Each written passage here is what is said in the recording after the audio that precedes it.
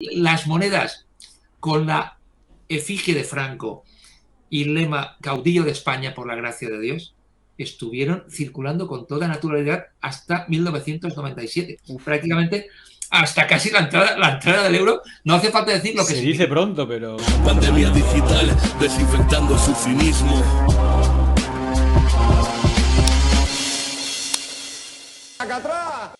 ¿Cuáles son los mayores problemas que tiene España endogámicos o del nivel que tú creas que hace que tengamos ese nivel de corrupción? ¿Son problemas endogámicos de la construcción de la propia democracia después del franquismo? ¿O cuáles son los elementos que tú citarías como más relevantes, digamos, que responsabiliza, o cuáles son las responsables de que haya tanta corrupción en España? No son problemas estructurales que vienen de lejos. No olvidemos, tenemos una dictadura especialmente corrupta que controló el país durante cerca de 40 años y es una ilusión pensar que se muere Franco y un país con un arraigo sociológico de estas prácticas puede cambiar de la noche a la mañana. Eso es imposible. Pero además las dinámicas de la transición también dificultaron esos cambios. No olvidemos que de los últimos 50 ministros de Franco, la mitad continuaron en política en la nueva democracia.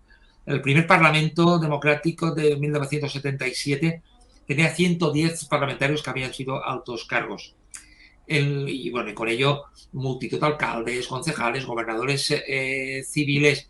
Hubo decenas de miles de empleados públicos del movimiento nacional, porque formaba parte del Estado el Partido Único, de los sindicatos verticales que formaban parte del Estado. Decenas de miles de funcionarios pasaron a la nueva administración pública sin oposición directamente. El tejido empresarial tuvo una enorme continuidad. Sería una ilusión pensar que este pozo que quedaba ahí no generó consecuencias, ¿no?, en el sistema democrático. Pero luego se generó la transición, un sistema de partidos muy jerarquizado, muy opaco en la gestión económica. Desde el minuto uno ya hubo financiación ilegal de los partidos, desde Arabia Saudí, desde Irán, desde Alemania, desde Italia. Estaba prohibido financiarse con fondos extranjeros. Casi todos los partidos lo incumplieron, ¿no? Y esas cúpulas tan potentes que se generaron con escasa base democrática en los partidos durante la transición, ya en la etapa democrática dificultaron mucho que hubiera una gestión transparente de los recursos. Incluso se aprovecharon las leyes de la dictadura porque no se reformaron bien, que permitían las prácticas corruptas. Han pasado los años, han pasado las legislaturas y no ha habido manera de que estas estructuras se reformen, en parte porque puede haber conflicto de intereses con las cúpulas de los principales partidos que han gobernado en nuestro país, y en estos conflictos de intereses seguimos moviendo. Yo creo que así, según me estabas contando, me estaba acordando de un caso reciente que ahora te voy a contar, pero al final yo creo que la evolución del propio IBEX 35, de esas empresas nacionales, digamos, jerarquizadas por, digamos, exministros del franquismo, que luego se implementaron políticos del PP y del PSOE, y que por último se han, bueno, aparte de la privatización que hicieron de estas empresas nacionales estratégicas, ¿no? Incluso ahora ya no, ni siquiera son españolas, ¿no? Casi todos son fondos de inversión extranjeros, pero... Y el presidente de Repsol Perú, un Fernández Cuesta, Jaime Fernández Cuesta, que el hermano fue secretario de Estado de Energía con Aznar, luego también pasó a UPyD, pero lo curioso de todo esto es que el padre de ambos fue el último ministro de Comercio con Franco. Y lo curioso es que su padre, al acabar el franquismo, pasó a ser presidente de Petronor y de Prensa Ibérica, que es quien publicaba el diario ABC y otros diarios. Incluso el abuelo, el tío abuelo, fue el creador del movimiento de la Falange y quien secundó a Primo de Rivera. Y también fue el número 2, es decir, el hermano de Jaime Fernández Cuesta, el que estuvo de secretario de Energía, fue el número 2 de Repsol.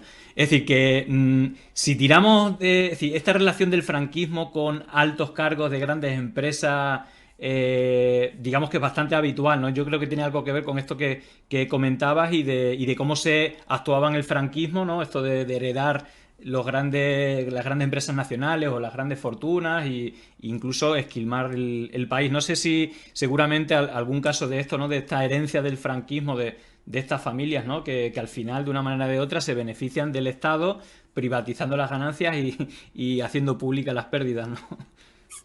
Efectivamente, hubo una continuidad en este aspecto muy marcada. Hubo otras discontinuidades. Las redes clientelares que había en el franquismo, que es conocido que sin el carnet del Movimiento Nacional o sin la adhesión al régimen no tenías acceso a los organismos públicos. Si eras de familia de los vencidos, de los republicanos, de los represaliados, no tenías acceso a casi nada. Digamos que las redes clientelares del franquismo, cuando llegó la democracia, en buena parte pasaron a ser las redes de los principales partidos. Hubo continuidad. Ha citado el caso, entiendo que está aludiendo a Raimundo Fernández Cuesta, ¿no? Que efectivamente fue uno de los principales dirigentes de la dictadura y de Falange. He dicho que la mitad pasaron a los consejos de administración, la mitad de los últimos ministros de Franco, y podíamos pensar que se tenían que reacomodar, ¿no? Cuando llegó la democracia, pero es que en 1992, 17 años después de la muerte del dictador, se crea el IBEX. Bueno, prácticamente todas las empresas tenían varios excargos del franquismo en sus consejos de administración. Todavía 16. Es decir, el mundo económico pensó que no era ningún problema, ¿no? Contar con cargos de esa relevancia del régimen anterior. Esas prácticas pudieron haberse cortado, pero los datos están ahí. Cerca del 40% de los ministros y presidentes de la democracia han utilizado también la puerta giratoria. Es decir, que ha habido, claro, no es normal, es decir, que casi la mitad de los miembros del gobierno democrático hayan pasado a los consejos de grandes empresas sin tener experiencia empresarial, profesional con el sector.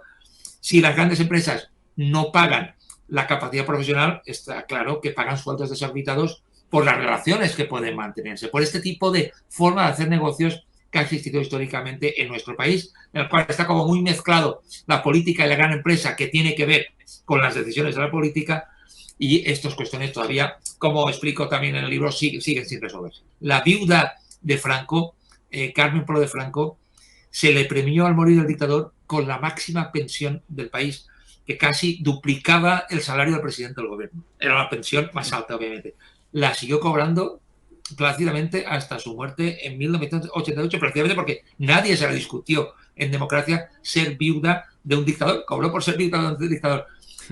Las monedas con la efigie de Franco y el lema caudillo de España por la gracia de Dios estuvieron circulando con toda naturalidad hasta 1997. Prácticamente hasta casi la entrada del euro. No hace falta decir lo que se dice pronto, pero son muchos años allá en democracia. Lo que significa una moneda, lo sabían muy bien los emperadores romanos, que la moneda es un símbolo de poder, ¿no? Claro. Ni siquiera cortó con las monedas con la cara de Franco. Hubo muchos elementos de continuidad. Sí, sí. El problema de las inmatriculaciones tiene su origen en el trato jurídico de favor dispensado históricamente a la Iglesia. Un Estado aconfesional debe garantizar la libertad religiosa, pero no permitir privilegios a una confesión para que se apropie de patrimonio público. Bueno, me imagino que estas declaraciones, que son de hace un par de días, tiene que ver con, el otro día lo estuvimos viendo, el tema de las inmatriculaciones, el titular de público, la voracidad de la Iglesia y la letra pequeña del pacto sobre inmatriculaciones. Es decir, aunque hay más de 100.000 inmatriculaciones, las que son después de 1998, creo que con la ley creo que era Aznar, se regularizaron 34.000, pero digamos que el acuerdo es de devolver solo 1.000 viviendas de las cientos de miles que tiene. Pero bueno, daba este dato porque lo estuvimos hablando y me parece también que es relevante. No sé si hay una especie de intentar blancamiento, pero sobre todo se repite lo que habíamos hablado, ¿no? De nuevo son este tipo de injusticia o bueno, cualquiera que venga de fuera diría, pero ¿cómo puede ser eso? ¿Qué pasa ahí, no? Tiene que ver un poco por las herencias que se veían normales durante la dictadura y que de una manera u otra lo hemos heredado, pero que judicialmente esto no se sostiene, ¿no? No sé cuál es tu punto de vista o si quieres ampliar un poco el tuit que hacías y tu intervención en la sexta. Sí, bueno, en la línea de lo que hemos comentado, ¿no? A lo largo de la entrevista, herencia del franquismo, pero con continuidad en la democracia, que eso es lo llamativo. Es decir, claro, el tema jurídicamente, que aunque pueda sonar a chino a mucha gente, es bastante fácil de entender. inmatriculares se inscribían en el registro una finca o un inmueble por primera vez. Y claro, para atribuirse a la propiedad hace falta una serie de garantías y una serie de cautelas importantes. No puede cualquiera ir a un registro y decir, esta tierra es mía, ¿no? Tiene que demostrar que es el propietario. Eso se demuestra a través de una serie de documentos, escrituras públicas, certificaciones de administraciones públicas, documentos notariales. Lo que hizo la dictadura en 1946 es, en el ámbito de la legislación hipotecaria, aprobar una norma que eximía a la Iglesia de presentar los documentos. Permitía que el obispo pudiera dar fe igual que un notario, con lo cual los obispos podían inmatricular cualquier propiedad sin garantías. O sea, y se le otorgó capacidad de notario a todos los obispados. Claro, sin cautelas, sin garantías y sin controles. Claro, en 1978 se aprueba una constitución que dice que el Estado es aconfesional, pero sigue la norma, no se cuestiona la norma. Hasta 2015 se mantuvo. Y claro, en un Estado democrático aconfesional es normal que un obispo pueda tener funciones notariales, funciones, digamos, de fe pública.